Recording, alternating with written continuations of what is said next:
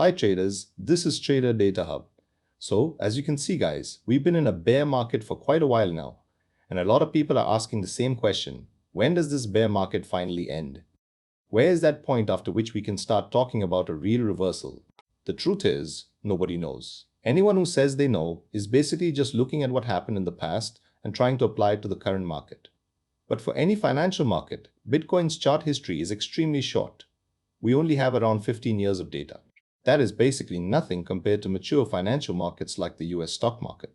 So the data is limited and people work with what they have. Usually, they look at a few main theories. One of them is about how deep Bitcoin falls compared with previous cycles. Let me try to explain it. If we draw a Fibonacci retracement from the bottom of a cycle to the high that came after the halving, the following bear market low often ends up slightly below the 0.786 Fibonacci level. Look, here is the bottom, here is the high, here is the Fibonacci 2, and here is the 0.786 level. In the very first cycle, price dropped almost 40% below that level. But back then, volatility was crazy. There was almost no liquidity, and the market was completely immature, so that kind of move was normal for that time. Let's move to the next cycle.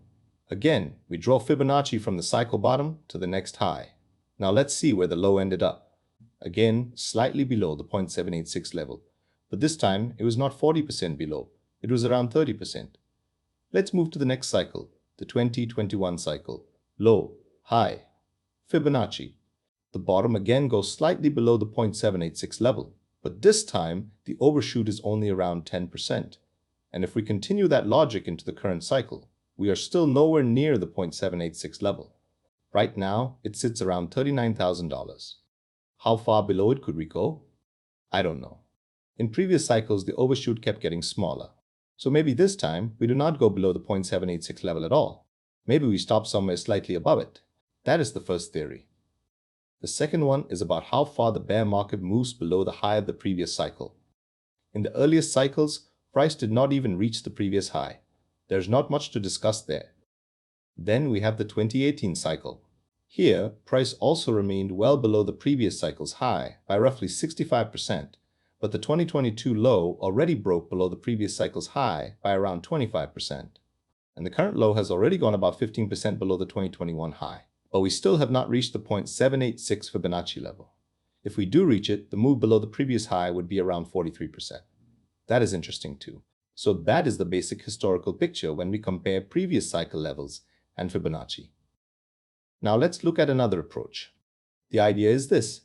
After the cycle high, price starts falling and breaks below the 200-day moving average. Then it breaks below the yearly moving average. That is the blue line here. After that, price usually tries to retest both moving averages from below. Then, as a rule, price breaks below the 100-week moving average.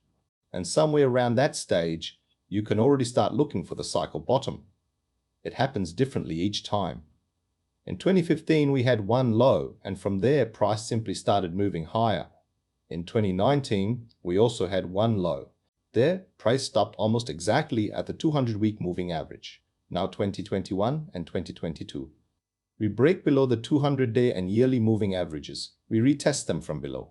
Then, we break below the 100-week moving average. After that, price goes deeper and falls below the 200-week moving average. In the current cycle, most of that work has already been done. After the high, we broke below the 200-day and yearly moving averages.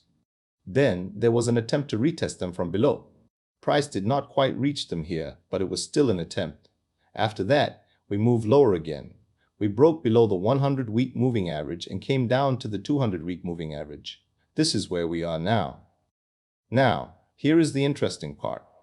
After price breaks below the 100-week moving average, we wait for the faster moving averages, the 200-day and the yearly moving average, to cross below the 100-week moving average.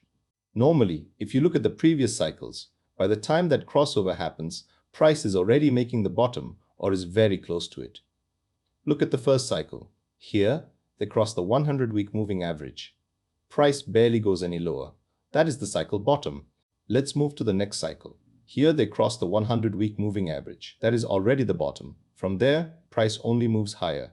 Now look at 2022. Here they crossed the 100-week moving average. Yes, after that, there was one more move lower. Look, here is the crossover point. Here is the close of that candle. After that, price dropped another 19 to 20%. We had both the Lula collapse and the FTX collapse during that cycle, so the previous cycle ended up looking like this. What do we see now? The 200-day and yearly moving averages have already crossed below the 100-week moving average. Based on this historical pattern, we can say that price is already somewhere near the bottom. Of course, as we remember, in the previous cycle price still dropped another 20% after the crossover. So let's take the candle close at the time of the crossover and subtract roughly 20%. That gives us around $51,000. Now, let's compare that with the other theories. The move below the previous cycle high would be around 26%. That fits the historical pattern reasonably well, because in recent cycles the bear market bottom has been moving progressively deeper below the previous cycle high. At the same time, price would still stop slightly above the 0.786 Fibonacci level. And that also fits the pattern, because with every cycle, the bear market bottom has been stopping higher relative to that Fibonacci level. Now let's look at the next theory, timing. Bitcoin's history is short and we only have a few cycles, but we still have some data. And if we simply extend that data into the current cycle, the potential low ends up somewhere in this area, both in terms of time and price. Let me explain. Look at the first cycle, but from the data we have, there were around 411 days from the high to the low. From the halving to the low, around 777 days. And from the previous low to the next low, this is the messiest number here, around 1,152 days. Let's move to the next cycle. Here, the numbers are already more similar. 364 days from the high to the low, 890 days from the halving to the low, and 1,432 days from one low to the next. Let's move to the next cycle. 376 days from the high to the low, 924 days from the halving to the low, and 1,438 days from the previous low to this low. Now let's move to the current cycle. If we simply extend the statistics from the previous three cycles, we get roughly these numbers. The next low would come around 385 days after the high. That would also be around 918 days after the halving, and around 1,432 days from the previous low to the next low. That lines up fairly well with the historical Bitcoin cycle data. Of course, nobody can know the exact day. This is only an approximate range. The way I see it, the timing window is roughly from the beginning of October to somewhere around the end of November. So, in terms of timing, I am looking at those 2 months. And in terms of price, I'm looking at the things we already discussed. Fibonacci, the previous cycle highs, and the crossover of the faster 200-day and 365-day moving averages below the 100-week moving average. So I think somewhere inside this area, the market could be forming the bottom and trying to reverse. At the same time, it is completely possible that we do not make a new low at all. And if we do make a new low, then according to this logic, it could happen somewhere inside this marked zone. Even if we simply extend the progression of previous cycle lows, we again arrive somewhere around $50,000. That is roughly my lower boundary. I do not think price will stay below that area for long. We could see some wicks below 50,000. That is definitely possible. But I think they would be bought fairly quickly, and somewhere inside this range, price could start turning higher. Maybe the current levels already hold, and if they do not, then another 20% lower toward 50 to 51,000 still fits the historical picture. For now, I see this whole area as the working range. Of course, the current cycle is different. Now we have crypto ETFs. Funds are looking at Bitcoin much more actively. The market is waiting for the Clarity Act. All of that could bring a lot of money back into crypto. And I do think we are already somewhere near the bottom. But 20% is still a very large move. So anyone entering leveraged positions needs to think about liquidation risk. Even 5x leverage looks pretty dangerous right now. For example, when we look at a large time frame like the 3-day chart, we see this little wick here. It barely looks important. But in reality, that wick contains a 14% drop. Inside a move like that, hundreds of millions of dollars in positions could have been liquidated, maybe even billions. So you have to be very careful. Something that looks almost invisible on a high time frame chart can be a very dangerous move while it is actually happening. So my final view is this. We are close to the bottom both in terms of time and depth. The current levels may hold. But we could also drop another 20%. This is not financial advice. Nobody knows where the real bottom will be. These ideas are based only on a few cycle theories and comparisons with the past. Remember, this is a statistical pattern, not a guarantee. The real bottom could shift because of macro conditions, ETF flows, regulation, and other factors. The cycles themselves could simply break. There is plenty of negative stuff around right now. The world is unstable. Inflation is rising, while economic indicators in some places are starting to weaken, and people may begin talking more seriously about recessions.